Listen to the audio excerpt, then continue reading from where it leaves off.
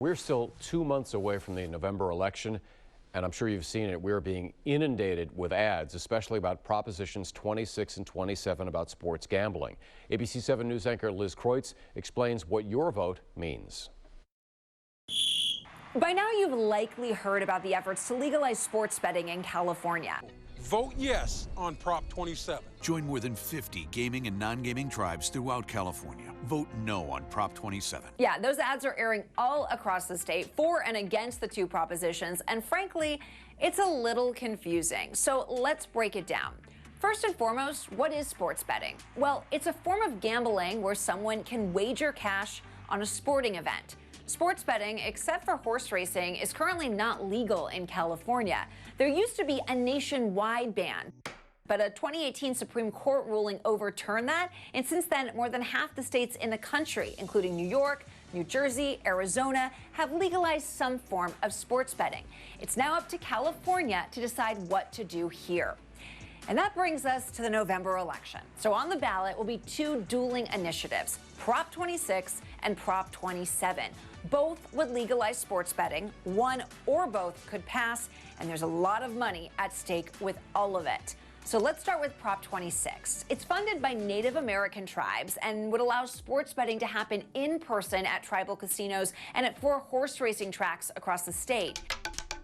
It would also allow casinos to offer roulette, craps, and other dice games, which are also currently illegal. You'd have to be at least 21 years old to place a bet, and there would be no betting on high school or college games. Those same age and game restrictions apply to Prop 27. The difference is that Prop 27 would allow online sports betting, meaning you could literally place wagers on your phone from your couch. The way it would work is that big out-of-state gaming companies like FanDuel and DraftKings that are funding this proposition could partner with Native American tribes to offer online, even mobile, sports gambling.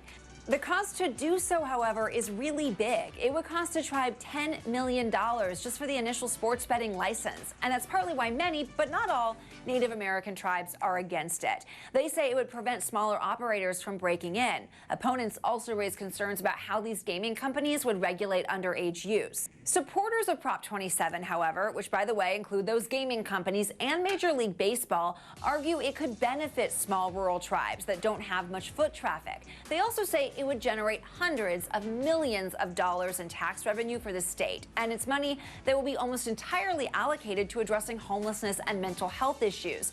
That's why some homeless groups support it, and also why you're seeing a lot of ads like this one that talk less about sports betting and more about solving the homelessness crisis.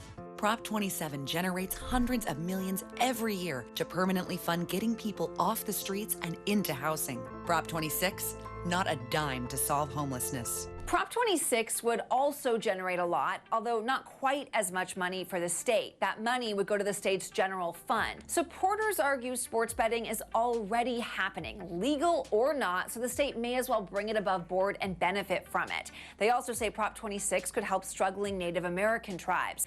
Many against it really just oppose sports betting. They cite issues around compulsive gambling and the financial impact on families. The California Republican Party has come out against both Prop 26 and Prop 27.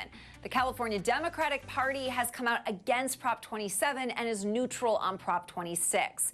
Still, that has not stopped the backers of these two props from spending more than $350 million so far to pass these initiatives. That's a campaign finance spending record. And the other question is, what happens if they both pass? Well, it turns out both could become law, or the one with the most votes could take it to court, arguing the laws conflict. Big picture, Prop 26 and Prop 27 are about who could or should control this potential multi-billion-dollar sports betting industry. That is, if either even passes. And we'll find out soon in November.